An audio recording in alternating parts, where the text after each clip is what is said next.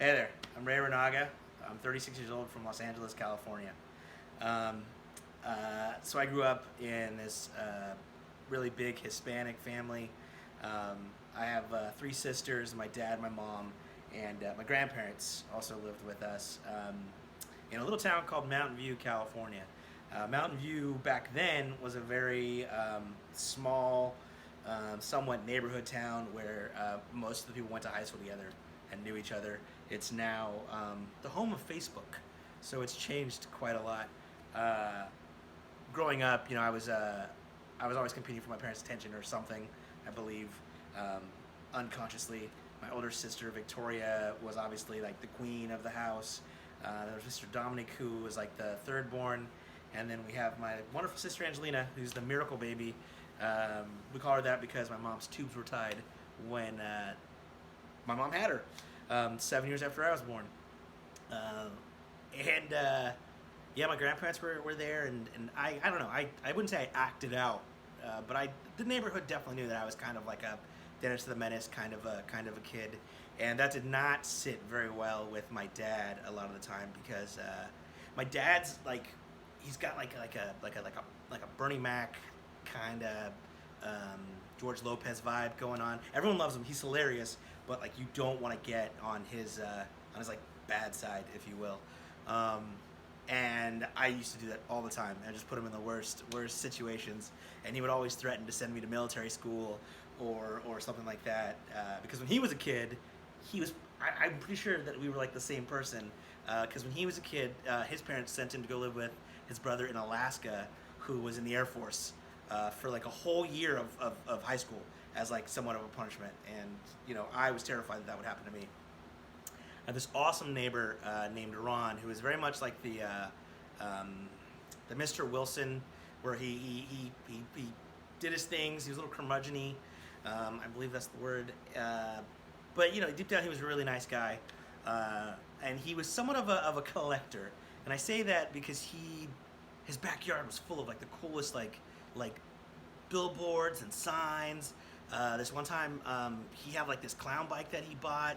But I was always like going back there and getting in trouble and messing with stuff. And he had all these like really cool cars, like he had this really awesome like old school one in the front. It was like something in the 50s, and he had like this '88 Chevy Camaro, which I'll get back to in a little bit.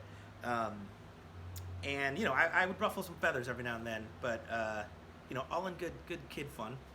So one day, I'm playing in front of the house, and I'm playing with water balloons, and I throw one, and accidentally, I don't think I was aiming for it, but it goes inside the window of the Camaro, and I'm like, oh snap, I'm freaking out a little bit.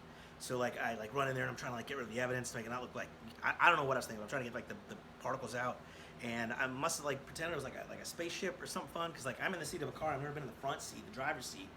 Being like a Hispanic, there's like a hierarchy system, so I always sat in the back seat. And no one's really around. No one could see me. No one can catch me. And I hit like the gear shift and drop it into neutral. And our driveways were slanted kind of like this, so you had to kind of like back out, almost at an angle for a car that was like nice like that.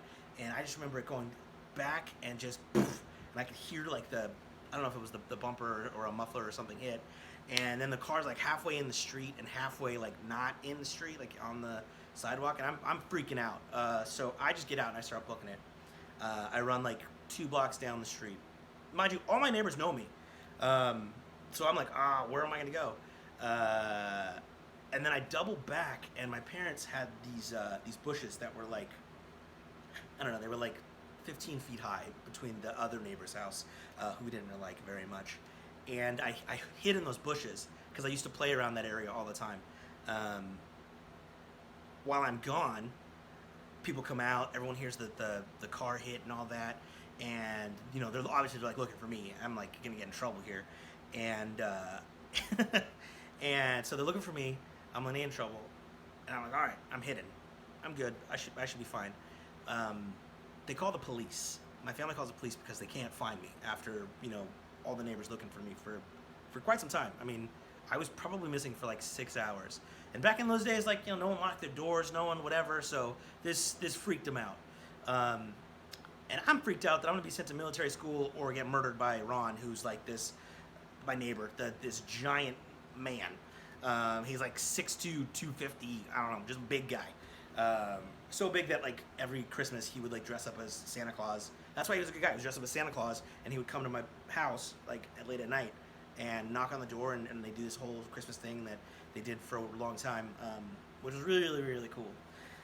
Anyway, so I'm hidden in the shrub, the bushes on the side of the house, and I mean everybody's in looking for me. My grandfather's out there, my sisters are out there, my mom. They go to this middle school called Creighton Middle School to look for me.